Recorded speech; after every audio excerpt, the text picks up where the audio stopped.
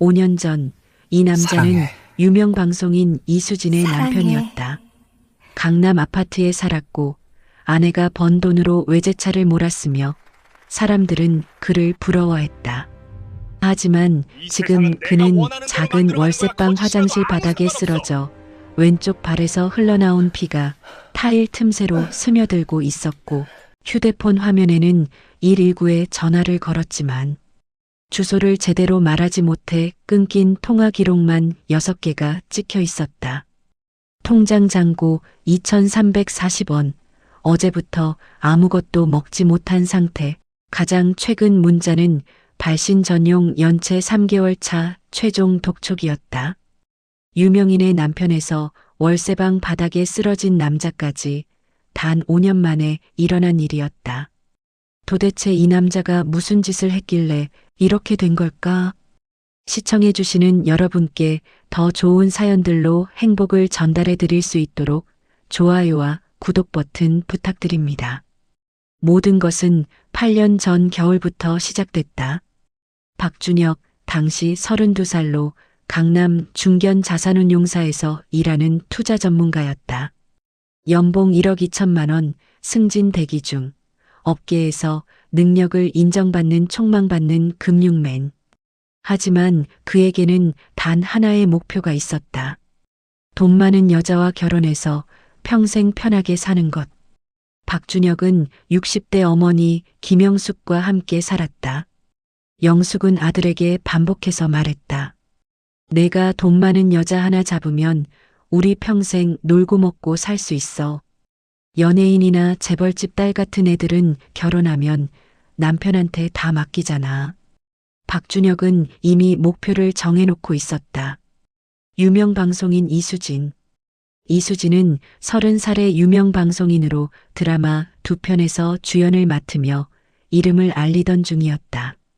박준혁은 그녀의 소속사가 투자 유치를 진행한다는 정보를 입수했고 회사 대표에게 제가 직접 미팅 주선해 보겠습니다라고 제안했다.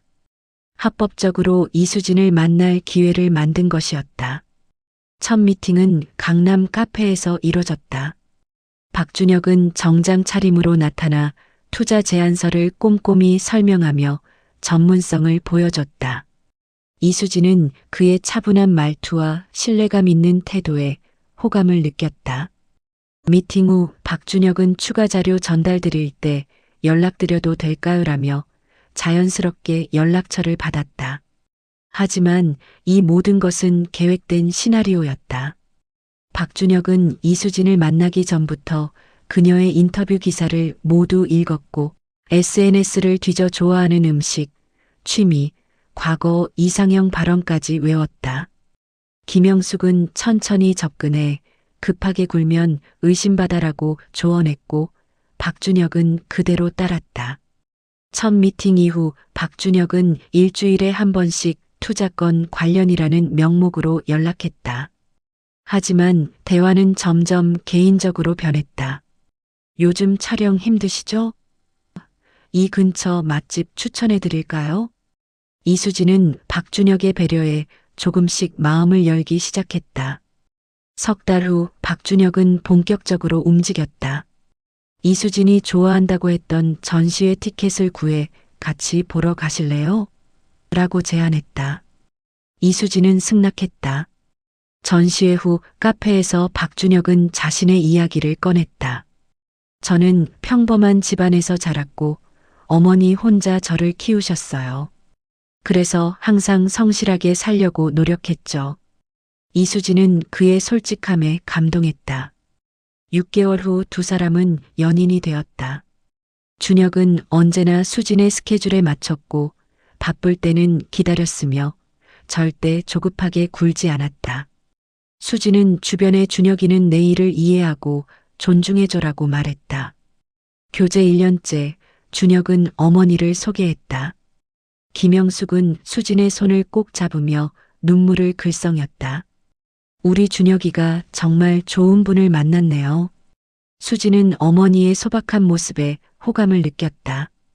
영숙은 수진 씨 일에 절대 방해되면 안 되라고 말했고 수진은 좋은 시어머니를 만났다고 안도했다. 1년 반 후 박준혁은 청혼했다.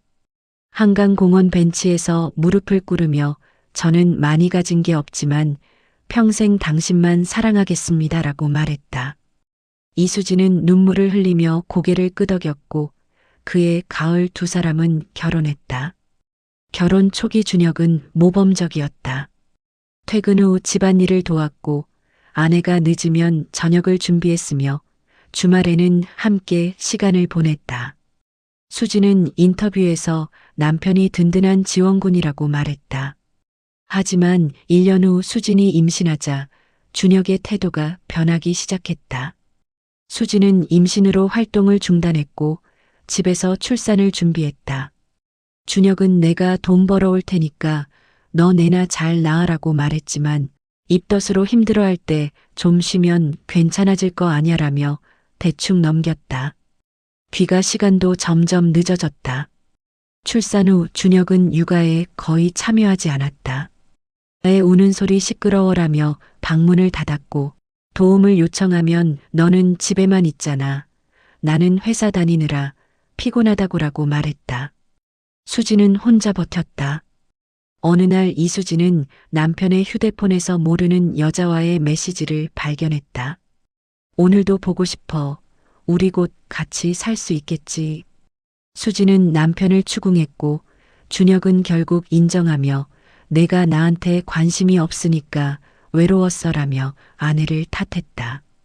수진이 끝내자고 하자 준혁은 무릎을 꿇었다. 미안해. 정말 미친 짓이었어. 다시는 안 그럴게.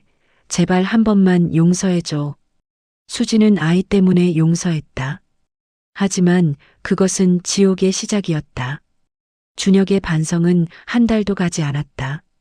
그는 다시 그 여자를 만났고 이번엔 더 대담했다. 그 여자는 최미란 35살 이혼녀로 같은 동네 옆동에서 네일샵을 운영하고 있었다.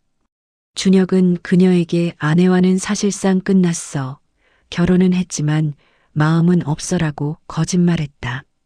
준혁은 아내가 육아로 정신없는 틈을 타 거의 매일 그녀를 만났고 아내 명의 카드로 선물을 사줬으며 심지어 네일샵 인테리어 비용까지 대줬다. 수지는 통장 내역에서 수상한 지출을 발견했다. 여성 의류, 액세서리, 네일샵 결제. 이게 뭐야? 준혁은 태연하게 회사 여직원 생일 선물이야라고 거짓말했다. 수지는 남편을 미행했고 그가 그 여자의 네일샵으로 들어가는 걸 목격했다. 그날 밤 수진이 오늘 어디 갔었어? 라고 묻자 준혁은 회사 회식이라고 거짓말했다. 거짓말하지 마. 내가 누구 만나는 거 다 봤어. 준혁은 당황했지만 금방 태도를 바꿨다. 그래, 만났어. 그런데 그게 뭐 어때? 내가 나한테 뭘 해줬는데? 애 낳고 나서 나한테 관심이나 있었어? 수지는 믿을 수 없다는 표정으로 남편을 바라봤다. 나도 외로웠다고. 내가 애한테만 매달리니까 답답했어. 수지는 울면서 이혼하자고 말했다. 준혁은 다시 무릎을 꿇었다. 미안해. 내가 정말 미쳤었어. 다시는 안 그럴게.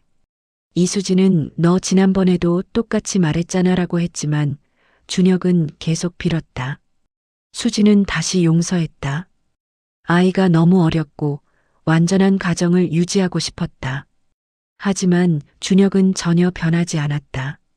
오히려 더 대담해졌다.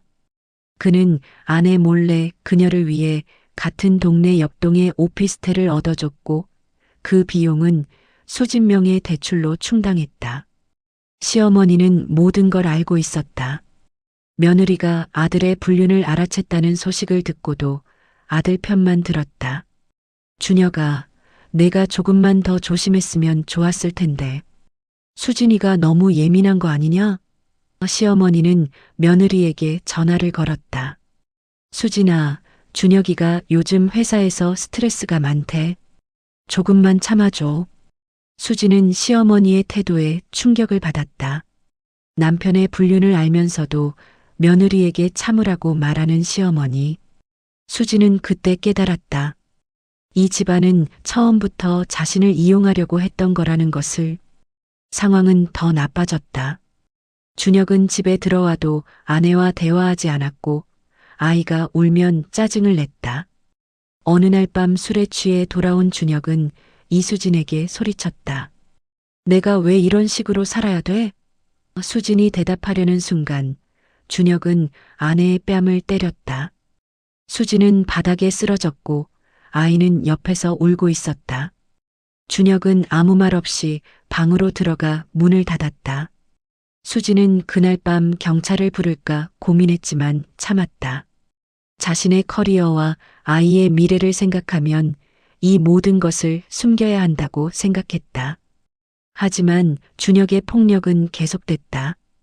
그는 아이에게까지 소리를 지르기 시작했고 어느 날은 아이가 장난감을 던졌다는 이유로 세게 때렸다. 수진이 말리자 너도 맞을래? 라고 위협했다. 수진은 그날 밤 아이를 안고 울었다. 더 이상 이 결혼을 유지할 수 없었다. 다음 날 수진은 변호사를 찾아갔다. 이혼 통지서를 받은 준혁은 격분했다. 그는 수진에게 전화를 걸어 소리쳤다. 내가 나를 버리면 너도 끝이야. 내가 언론에 다 폭로할 거야. 하지만 수진은 더 이상 흔들리지 않았다. 해봐. 나는 이미 다 준비했어. 준혁은 당황했다. 그는 변호사를 선임했고 이혼 조정 과정에서 재산 분할을 요구했다.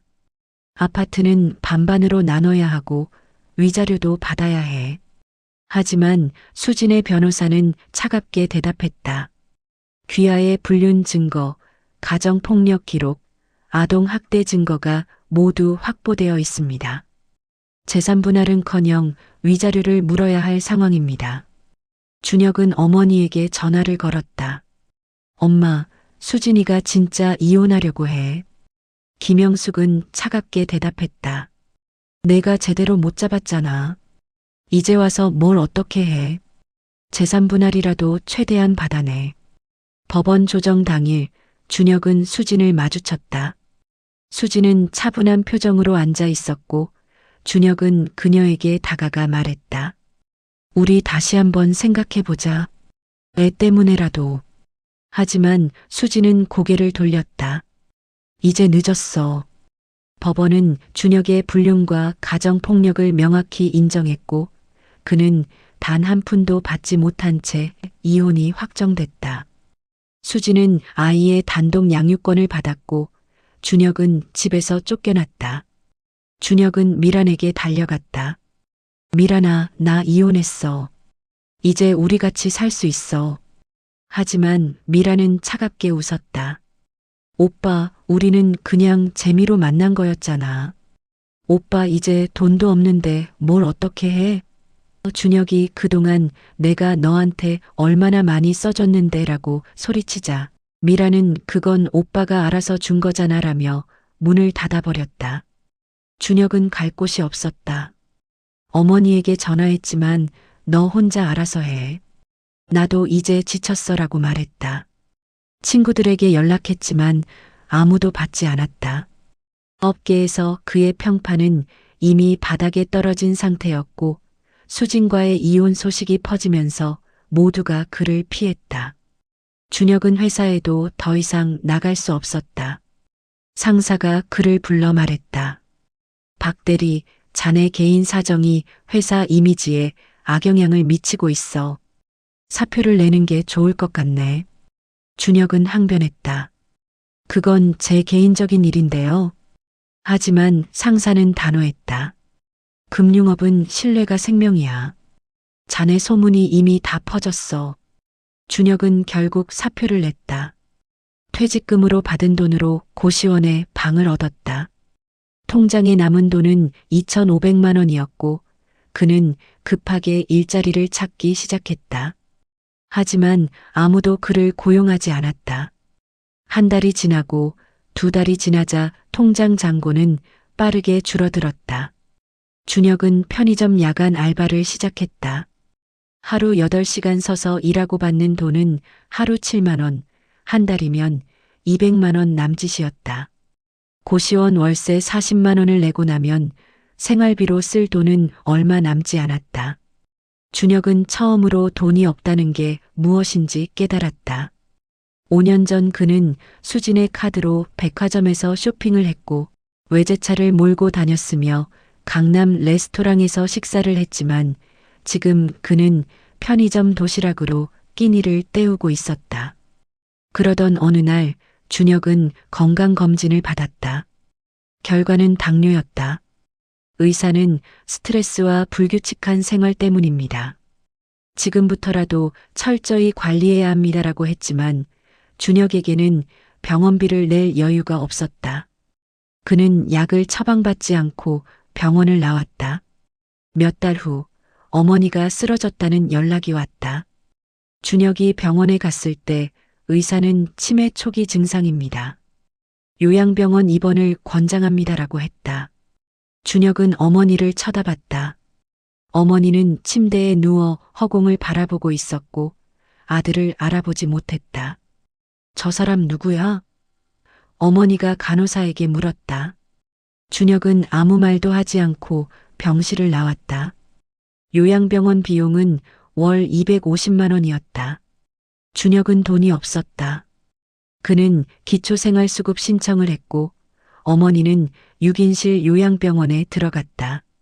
준혁은 어머니를 면회 가지 않았다. 어차피 그를 알아보지도 못했고 그에게는 교통비조차 아까웠다. 준혁의 건강은 점점 악화됐다. 당뇨를 방치하자 시력이 흐려졌고 발에 상처가 생겨도 잘 낫지 않았다. 편의점 알바도 오래 서 있기 힘들어졌고 결국 그는 일을 그만둬야 했다. 통장에는 50만 원이 남았고 고시원 월세를 내면 아무것도 남지 않았다. 준혁은 더 싼 곳을 찾아 쪽방촌으로 이사했다. 월세 15만 원짜리 방은 화장실도 공용이었고 천장에서는 물이 샜으며 곰팡이 냄새가 진동했다. 준혁은 그 방 침대에 누워 천장을 바라봤다. 통장 잔고는 계속 줄어들었다. 10만 원, 5만 원, 2만 원. 준혁은 편의점에서 음식을 훔치기 시작했다. 삼각김밥, 컵라면, 빵. 하지만 어느 날 점원에게 걸렸고 그는 쫓겨났다. 다시는 오지 마세요. 준혁의 발은 점점 더 악화됐다. 왼쪽 발가락이 검게 변했고 악취가 났다.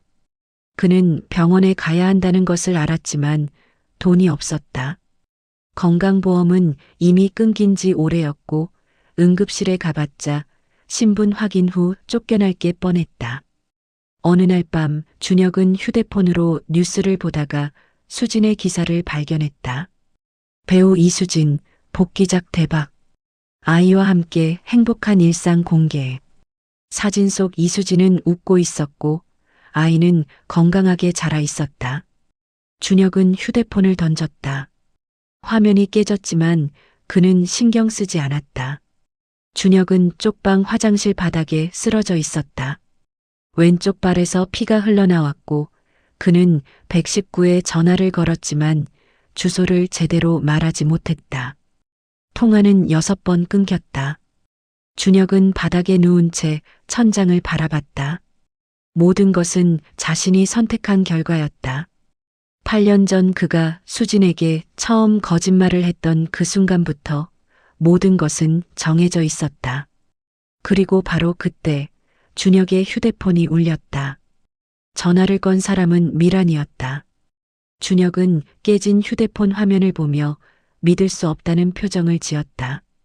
2년 만의 연락이었다. 여보세요? 준혁의 목소리는 떨렸다. 미라는 밝은 목소리로 말했다. 오빠 나야. 오랜만이다. 준혁은 순간 희망을 느꼈다. 그는 바닥에서 몸을 일으키려 했지만 힘이 없었다. 미라나 나 지금 좀 힘든 상황이야. 미라는 웃었다. 알아. 오빠 요즘 어떻게 지내는지 다 들었어. 준혁은 그럼 나 좀 도와줄 수 있어? 라고 물었다. 미란의 목소리가 차갑게 변했다. 오빠 나 전화한 이유가 있어. 오빠가 예전에 내 네일샵 인테리어 비용 대줬잖아. 그거 수진 언니 카드로 결제한 거 맞지? 준혁은 당황했다. 그게 왜? 미라는 수진 언니 변호사한테서 연락 왔어. 그 돈 돌려달래. 증거 자료 다 있대. 준혁은 숨이 막혔다. 미라나, 그건 내가 너한테 준 거잖아. 미라는 오빠가 준 게 아니라 수진 언니 돈을 훔쳐서 쓴 거잖아. 나는 그거 몰랐어. 나도 피해자야라고 말했다. 준혁이 내가 그걸 몰랐을 리가. 라고 말하려는 순간 미라는 전화를 끊어버렸다. 준혁은 휴대폰을 바닥에 떨어뜨렸다. 그는 생각했다. 수지는 이혼 후에도 자신을 계속 추적하고 있었다. 불법으로 빼돌린 돈을 모두 찾아내고 있었고 미란에게까지 연락을 했다. 준혁은 두려웠다. 수진이 형사 고소까지 할지도 모른다는 생각이 들었다. 며칠 후 준혁에게 법원 등기우편이 도착했다. 내용 증명이었다. 귀하는 혼인 기간 중 배우자 명의 신용카드 및 대출을 무단으로 사용하여 총 5억 8천만 원의 재산상 손해를 입혔으며 이에 대한 손해배상 청구 소송을 제기함을 통지합니다. 준혁은 종이를 구겨버렸다. 5억 8천만 원. 그에게는 상상도 할 수 없는 금액이었다. 준혁은 무료 법률 상담소를 찾아갔다. 변호사는 서류를 보더니 고개를 저었다. 이건 승소 가능성이 거의 없습니다. 증거가 명확하고 혼인 관계 중 배우자 재산을 무단 사용한 것은 명백한 불법 행위입니다. 준혁은 그럼 나는 어떻게 해야 돼요? 라고 물었다. 변호사는 개인회생이나 파산을 고려해 보세요 라고 말했다. 준혁은 상담소를 나와 거리를 걸었다. 사람들이 그를 피해 지나갔다. 그의 옷에서는 악취가 났고 발을 절뚝거리며 걷는 모습이 이상했기 때문이었다. 준혁은 한 카페 유리창에 비친 자신의 모습을 봤다. 머리는 헝클어져 있었고 수염은 덥수룩했으며 얼굴은 헬쑥했다. 5년 전 강남 거리를 당당하게 걷던 그 남자는 어디에도 없었다. 준혁은 쪽방으로 돌아와 침대에 누웠다. 천장에 곰팡이 얼룩을 새기 시작했다. 하나, 둘, 셋. 15을 넘기지 못하고 다시 처음부터 세어야 했다. 집중력이 사라졌고 기억력도 나빠졌다. 당뇨 합병증이 뇌까지 영향을 미치고 있었다. 그날 밤 준혁은 꿈을 꿨다. 수진과 결혼식을 올리던 날이었다. 수진은 웨딩드레스를 입고 웃고 있었고 하객들은 축하해주고 있었다. 준혁은 꿈속에서 수진에게 말했다. 나 진짜 너 사랑해. 하지만 수진은 갑자기 표정이 차갑게 변했다. 거짓말. 그리고 돌아서서 사라졌다. 준혁은 식은땀을 흘리며 잠에서 깼다. 새벽 4시였다. 그는 다시 잠들지 못하고 천장을 바라봤다. 그는 생각했다. 만약 그때 진심으로 사랑했다면 어땠을까? 하지만 그런 가정은 의미가 없었다. 그는 처음부터 수진을 사랑한 적이 없었다. 그저 그녀의 돈이 필요했을 뿐이었다. 며칠 후 준혁은 요양병원에서 연락을 받았다. 어머님 상태가 많이 안 좋아지셨습니다. 한번 오시는 게 좋겠습니다. 준혁은 전화를 끊었다.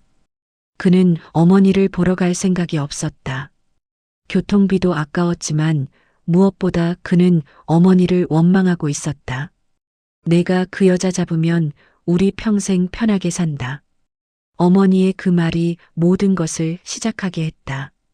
준혁은 어머니 탓을 하려다가 멈췄다. 아니었다. 결국 선택한 건 자신이었다. 어머니는 제안했을 뿐이고 그 제안을 받아들이고 실행에 옮긴 건 준혁 자신이었다. 준혁의 발은 이제 걸을 수 없을 정도로 악화됐다. 왼쪽 발가락 2개는 완전히 검게 썩었고 오른쪽 발목까지 괴사가 번지기 시작했다. 그는 화장실에 가는 것조차 힘들어서 방 안에 페트병을 두고 소변을 봤다. 악취는 점점 심해졌고 쪽방 복도를 지나는 사람들은 코를 막았다. 집주인이 찾아왔다. 박 씨, 이러시면 안 돼요. 다른 사람들이 다 항의해요. 병원에 가시든지 아니면 나가셔야겠어요. 준혁은 조금만 기다려주세요라고 말했지만 집주인은 다음 주까지 월세 못 내시면 짐 다 버릴 겁니다라고 말하고 나갔다. 준혁은 통장을 확인했다. 잔고 2,340원. 다음 주 월세를 낼 방법이 없었다. 그는 휴대폰을 들고 연락처를 뒤졌다. 하지만 전화할 사람이 아무도 없었다. 친구들은 모두 연락을 끊었고 회사 동료들도 그를 피했으며 어머니는 그를 알아보지 못했다. 준혁은 마지막으로 수진의 번호를 찾았다. 그는 통화 버튼을 누를까 망설였다. 미안하다고 하면 용서해 줄까? 하지만 그는 곧 고개를 저었다. 수진은 절대 용서하지 않을 것이다. 아니, 용서받을 자격조차 없었다. 준혁은 휴대폰을 내려놓고 다시 천장을 바라봤다. 이제 정말 끝이었다. 일주일 후 준혁은 쫓겨났다. 집주인은 그의 짐을 복도에 내다 버렸고 준혁은 아무 말도 하지 못했다. 짐이라고 해봤자 낡은 옷가방 하나와 이불 한 채가 전부였다. 준혁은 그것들을 들고 거리로 나왔다. 11월의 날씨는 추웠다. 준혁은 발을 절뚝거리며 걸었지만 갈 곳이 없었다. 그는 결국 지하철역으로 향했다. 역사 안은 따뜻했고 사람들 틈에 섞여 있으면 눈에 띄지 않았다. 준혁은 계단 한쪽 구석에 앉아 이불을 덮었다. 사람들이 그를 지나쳤다. 누구도 그를 쳐다보지 않았다. 5년 전 같은 지하철역에서 사람들은 그를 알아보고 인사를 했다. 이수진 씨 남편이시죠? 부러워요. 하지만 지금 그는 그저 거리의 노숙자 중 한 명일 뿐이었다. 밤이 되자 영무원이 다가왔다. 여기 계시면 안 됩니다. 나가주세요. 준혁은 어디로 가요? 라고 물었지만 영무원은 그건 제가 상관할 바가 아닙니다라고 말했다. 준혁은 짐을 챙겨 밖으로 나왔다. 거리는 더 추웠다. 준혁은 24시간 편의점을 찾아 안으로 들어갔다. 따뜻한 공기가 그를 감쌌다. 그는 라면 코너 앞에 서서 냄새를 맡았다. 배가 고팠지만 돈이 없었다. 그는 주머니를 뒤져 동전을 세었다. 2,340원. 가장 싼 컵라면이 1,500원이었다. 준혁은 컵라면을 집어들고 계산대로 갔다. 점원이 그를 보더니 인상을 찌푸렸다. 손님, 씻고 오셔야 할 것 같은데요. 준혁은 아무 말 없이 돈을 내고 컵라면을 받았다. 그는 편의점 한쪽 구석에 앉아 뜨거운 물을 부었다. 3분을 기다리는 동안 준혁은 창밖을 바라봤다. 사람들이 지나갔다. 연인들, 가족들, 친구들 모두 웃고 있었다. 준혁은 컵라면 뚜껑을 열고 젓가락을 집었다. 면을 한 입 먹는 순간 눈물이 났다. 언제부터 이렇게 됐을까? 준혁은 컵라면을 다 먹고 편의점을 나왔다. 그는 공원으로 향했다. 벤치에 누워 이불을 덮었지만 추위는 가시지 않았다. 그는 몸을 웅크렸고 이를 떨었다. 새벽 2시쯤 경찰이 다가왔다. 여기서 주무시면 안 됩니다. 일어나세요. 준혁은 일어났다. 어디로 가면 되나요? 경찰은 쉼터 연락처 드릴게요라며 명함을 건넸다. 박준혁은 명함을 받아 주머니에 넣었다. 다음 날 아침 준혁은 노숙자 쉼터를 찾아갔다. 낡은 건물이었지만 따뜻했고 식사도 제공했다. 준혁은 접수를 하고 침대를 배정받았다. 6인실이었고 다른 노숙자들이 이미 누워 있었다. 준혁은 자신의 침대에 앉아 주변을 둘러봤다. 모두 자신과 비슷했다. 인생이 무너진 사람들. 준혁은 옆 침대 남자에게 물었다. 여기 오래 계셨어요? 남자는 2년 됐어라고 대답했다. 준혁은 2년이나요? 라고 되물었고 남자는 여기 한번 들어오면 나가기 힘들어라고 말했다. 준혁은 그날 밤 침대에 누워 생각했다. 나도 여기서 2년을 살게 될까? 아니, 어쩌면 평생을 여기서 살게 될지도 모른다. 그는 천장을 바라봤다. 여기도 곰팡이가 피어 있었다. 며칠 후 쉼터 상담사가 준혁을 불렀다. 발 상태가 심각해 보이는데 병원에 가셔야겠어요. 준혁은 돈이 없어요라고 말했고 상담사는 무료 진료소 연결해 드릴게요라고 했다. 준혁은 진료소에 갔고 의사는 그의 발을 보더니 심각한 표정을 지었다. 이건 당장 수술해야 합니다. 안 그러면 절단해야 할 수도 있어요. 준혁은 수술비는요? 라고 물었다. 의사는 최소 500만 원은 필요합니다라고 대답했다. 준혁은 아무 말도 하지 못했다. 500만 원. 그에게는 이제 만들 수 없는 돈이었다. 준혁은 진료소를 나와 거리를 걸었다. 발은 점점 더 아팠지만 그는 신경 쓰지 않았다. 어차피 이제 아무것도 중요하지 않았다.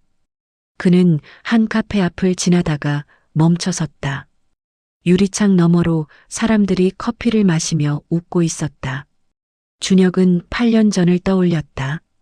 그도 저 안에 앉아 수진과 커피를 마셨었다. 수진은 웃고 있었고 준혁은 그녀의 손을 잡았었다. 하지만 그때도 그는 거짓말을 하고 있었다.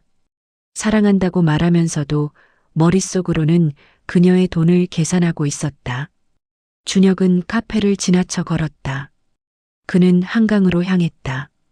강물을 바라보며 생각했다. 여기서 뛰어내리면 모든 게 끝날까? 하지만 그는 용기가 없었다. 죽을 용기도 살아갈 용기도 없었다. 그날 밤 준혁은 쉼터로 돌아와 침대에 누웠다. 휴대폰 배터리는 12%가 남아 있었다. 그는 마지막으로 포털 사이트를 열고 수진의 이름을 검색했다. 최신 기사가 떴다. 배우 이수진, 복귀작 시청률 1위. 아역 배우로 나선 아들과 케미 화제. 사진 속 수진은 웃고 있었다. 아이는 건강하게 자라 있었고 두 사람은 행복해 보였다. 준혁은 휴대폰을 내려놓았다. 수진은 그 없이도 잘 살고 있었다. 아니, 그 없이 더 잘 살고 있었다. 준혁은 눈을 감았다. 내일도 이 침대에서 일어날 것이고, 모레도, 그 다음 날도. 하지만 아무것도 달라지지 않을 것이다. 그는 이미 끝난 사람이었다. 한 달이 지났다. 준혁의 발은 더 이상 걸을 수 없을 정도로 악화됐다. 왼쪽 발가락 2개는 완전히 떨어져 나갔고 오른쪽 발목까지 괴사가 번졌다. 쉼터 사람들은 그에게서 나는 악취 때문에 거리를 뒀고 상담사는 반복해서 병원에 가라고 권했지만 준혁은 거부했다. 수술해봤자 돈도 없고 살아봤자 의미도 없어요. 준혁은 그렇게 말했고 상담사는 더 이상 권하지 않았다. 준혁은 하루 종일 침대에 누워 지냈다. 식사 시간에만 일어나 밥을 먹고 다시 침대로 돌아와 천장을 바라봤다. 어느 날 요양병원에서 또 연락이 왔다. 어머님이 위독하십니다. 빨리 오십시오. 준혁은 전화를 받고도 망설였다. 하지만 결국 쉼터 상담사에게 교통비를 빌려 요양병원으로 향했다. 어머니는 침대에 누워 숨을 헐떡이고 있었다. 눈은 떠 있었지만 초점이 없었고 입에서는 가래 끓는 소리가 났다. 준혁은 침대 옆에 섰다. 엄마, 나야. 준혁이. 하지만 그녀는 반응이 없었다. 간호사가 다가와 말했다. 오늘 내일 하실 것 같습니다. 마지막 인사 나누세요. 준혁은 어머니의 손을 잡았다. 손은 차갑고 마른 뼈만 남아 있었다. 준혁은 입을 열었다. 엄마, 엄마 때문에 이렇게 됐어. 하지만 말을 끝까지 하지 못했다. 아니었다. 어머니 탓이 아니었다. 어머니는 제안했을 뿐이고 실행에 옮긴 건 자신이었다. 준혁은 어머니의 손을 놓았다. 엄마 미안해. 그는 그렇게 말하고 병실을 나왔다. 복도에서 준혁은 주저앉았다. 눈물이 났다. 5년 동안 한 번도 울지 않았는데 지금 눈물이 멈추지 않았다. 그는 왜 우는지 알 수 없었다. 어머니가 불쌍해서인지 자신이 불쌍해서인지 아니면 그저 모든 게 끝났다는 사실 때문인지. 다음 날 새벽 어머니가 사망했다는 연락을 받았다. 준혁은 장례식을 치를 돈이 없었다. 요양병원 측에서 기초수급자 무연고 장례 절차로 진행하겠습니다라고 통보했다. 준혁은 고개만 끄덕였다. 어머니는 공동묘지에 묻혔다. 장례식장도 없었고 조문객도 없었다. 준혁 혼자 묘지에 서서 흙이 덮이는 것을 지켜봤다. 60평생을 살면서 아들에게 돈 많은 여자 잡아라고 말했던 어머니. 결국 혼자 쓸쓸하게 죽었다. 준혁은 쉼터로 돌아왔다. 그의 몸 상태는 더욱 악화됐다. 이제는 걷는 것조차 불가능했고 화장실도 혼자 갈 수 없었다. 쉼터 직원들이 휠체어를 가져왔지만 준혁은 그것조차 거부했다. 그냥 내버려 두세요. 준혁은 침대에 누워 하루 종일 아무것도 하지 않았다. 밥도 거의 먹지 않았고 말도 하지 않았다. 상담사가 가끔 찾아와 밥이라도 드세요라고 말했지만 준혁은 고개를 돌렸다. 어느 날 밤 준혁은 휴대폰을 켰다. 배터리 5%가 남아 있었다. 그는 마지막으로 수진의 번호를 찾았다. 통화 버튼 위에 손가락을 올렸다. 하지만 누르지 않았다. 무슨 말을 할 수 있을까? 미안하다고? 용서해달라고? 준혁은 휴대폰을 내려놓았다. 그는 천장을 바라보며 생각했다. 만약 다시 돌아간다면 어떻게 할까? 하지만 답은 알고 있었다. 아마 똑같이 했을 것이다. 자신은 그런 인간이었다. 준혁의 호흡이 점점 약해졌다.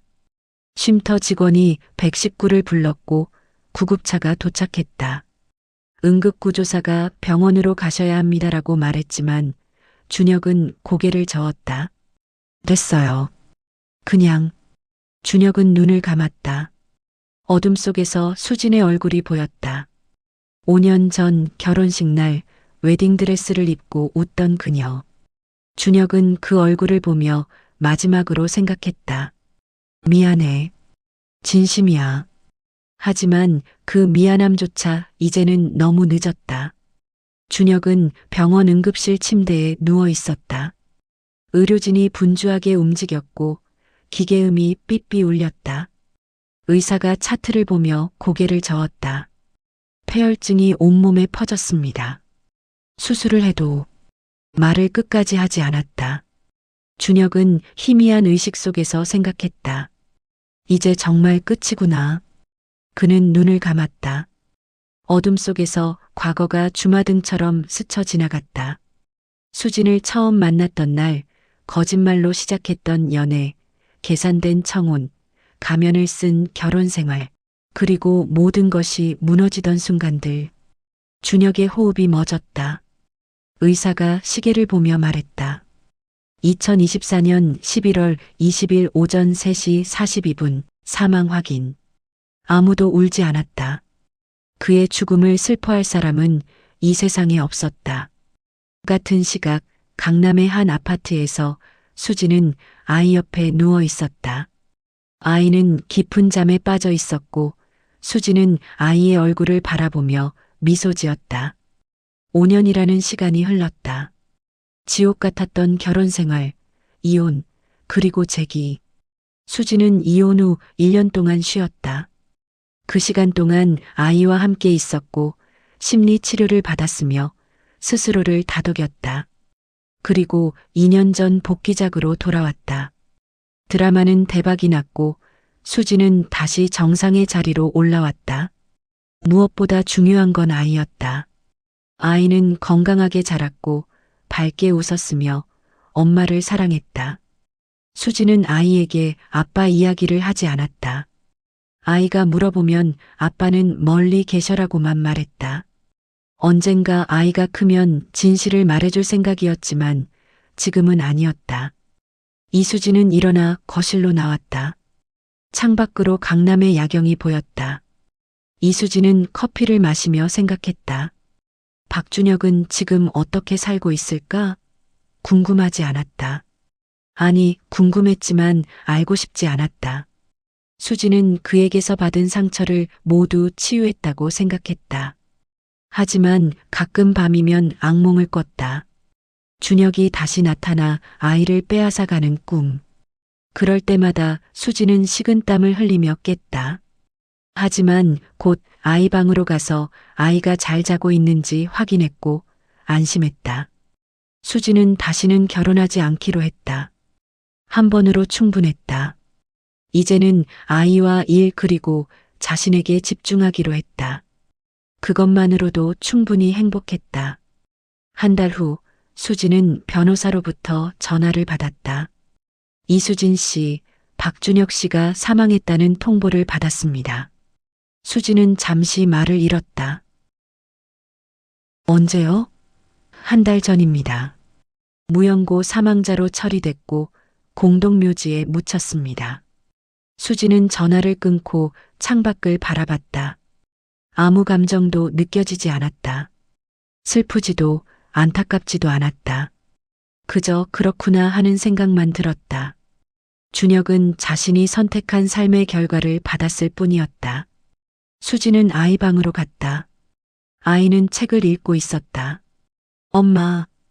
아이가 웃으며 달려왔다. 수지는 아이를 안아 올렸다. 우리 저녁 뭐 먹을까? 엄마가 만들어주는 거 다 좋아요. 수지는 아이를 안고 부엌으로 갔다. 창밖으로 햇살이 들어왔다. 이수지는 미소 지었다. 이제 모든 게 끝났다. 진짜 끝이었다. 그리고 새로운 시작이었다. 여러분은 이 이야기를 들으시면서 어떤 생각이 드셨나요? 오늘 이야기가 마음에 와닿으셨다면 댓글로 여러분의 생각을 나눠주세요. 다음에도 더 좋은 이야기로 찾아뵙겠습니다. 감사합니다.